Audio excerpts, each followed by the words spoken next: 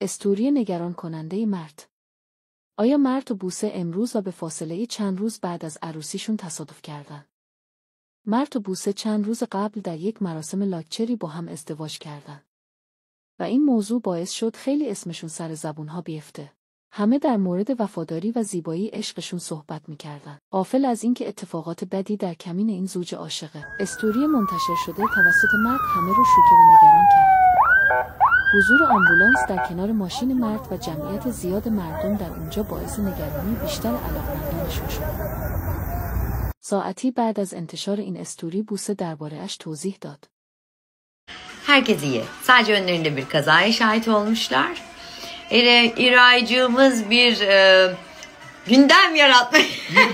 Ama bak cidden 1,5-2 saniye hızlı gitsek Tam o araba bize çarptı. gidilmedi ve çarpılmadı. Olaya böyle bakacaksın. Tam böyle 50 metre aralık vardı. Ama olmadı şükür diyoruz. Nazar çıktı. نظر شما چیه؟ به نظرتون چشمشون زدن؟